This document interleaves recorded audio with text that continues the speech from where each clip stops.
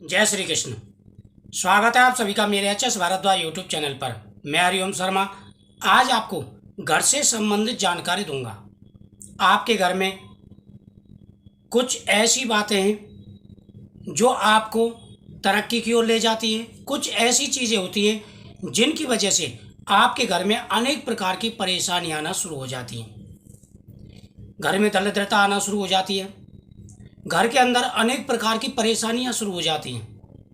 अगर आपके घर में भी ऐसा कुछ है तो आपको भी सावधान हो जाना चाहिए। गृहस्थ जीवन सबसे महत्वपूर्ण होता है। अगर गृहस्थ जीवन में कुछ बातों का विशेष रूप से ध्यान रखा जाए तो इंसान अच्छी खासी तरक्की करता है। पुत्र, धन, सुख, समृद्धि सब कुछ प्राप्त होता है।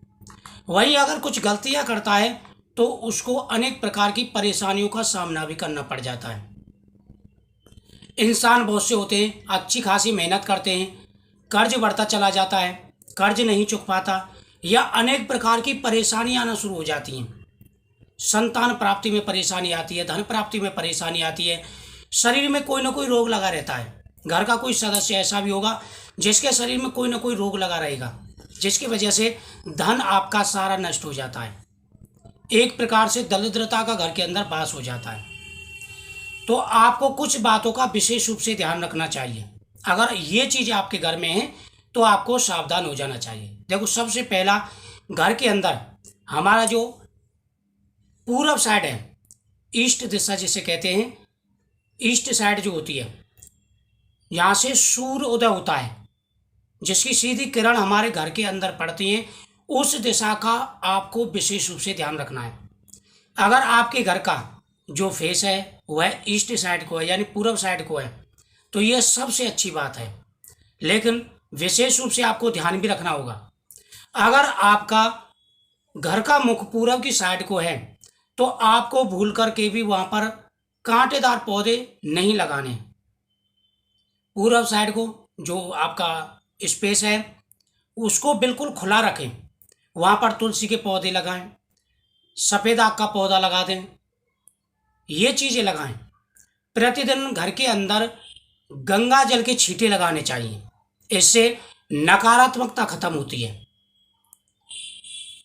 प्रति रविवार को, प्रति संडे की संडे को घर के मेन दरवाजे पर 1 लोटा जल में थोड़ी सी हल्दी डाल करके घर के मेन दरवाजे पर डालनी चाहिए। वहीं पर स्वास्थ्य चिन्ह भी आपको हल्दी से बनाने चाहिए। अगर आपका तुलसी का पौधा, सफ़ेद आग का पौधा एक साथ रखा हुआ है तो बहुत अच्छी बात है।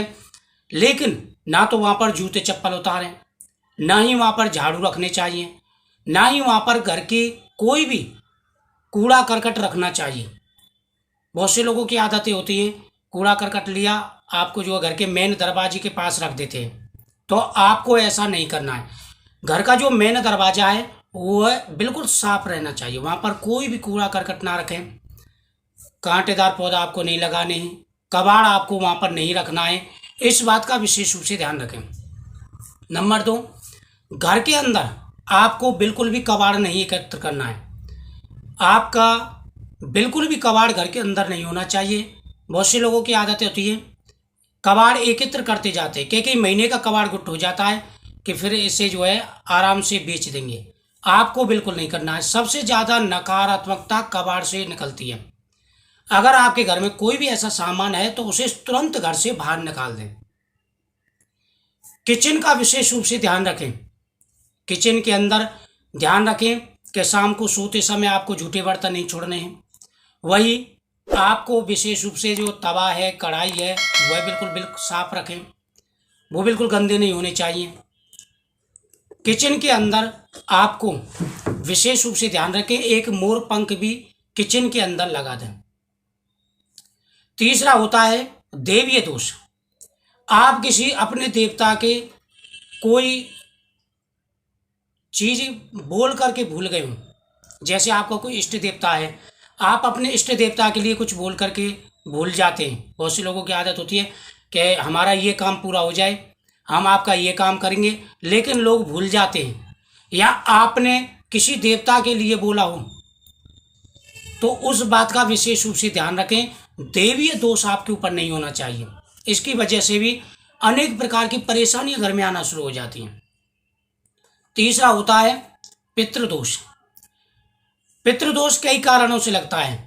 हम किसी का ऋण रख लेते हैं, किसी की बद्दुआ हम पर लग जाती है, पीपल वृक्ष काट देते हैं, बड़ का वृक्ष काट देते हैं, कई ऐसे कारण होते हैं। और कुंडली के द्वारा भी पितृदोष लग जाता है।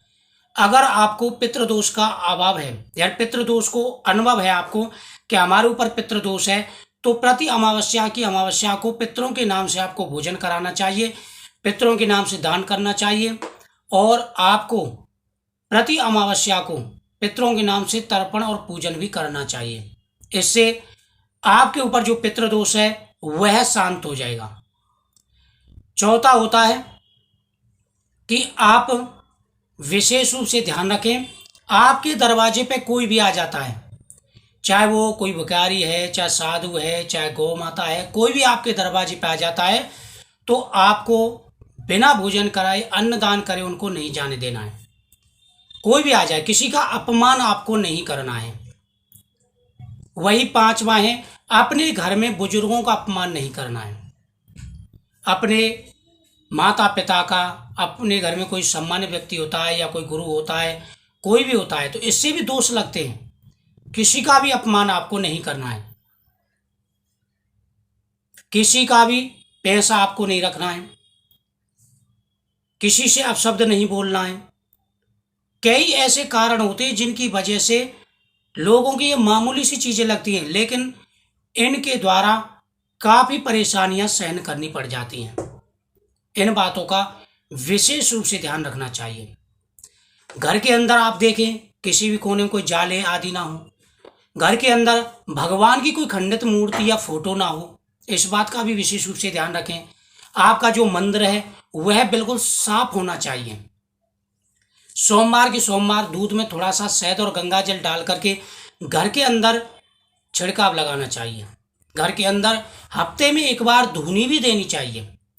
गुग्गल, लोबान, पीली सरसों, इन सब को मिक्स करके थोड़ी सी लौंग डाल दें, कपूर डाल दें, गाय के गोबर का उपला लें, उसे जला के उस पर रख करके घर के अंदर धुआं लगाएं, पूरे घर में दें।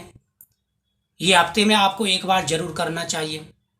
ये छोटी छोटी चीजें ऐसी हैं, अगर आप इन बातों का ध्यान रखते हैं तो आपके घर के अंदर जो नकारात्मकता होती है वह खत्म हो जाती है। वही कांच की एक शीशी, उसमें प्लेट में नमक रख करके उसमें 2 लौंग रख करके वह घर के अंदर रखें। आप किचन में रखें। किसी के स्वास्थ्य में परेशानी तो उसके खाट के पलंग फोल्डिंग के नीचे रख दें, उसके सिरहाने के पास रख दें। इससे भी जो है स्वास्थ्य में लाभ मिलता है।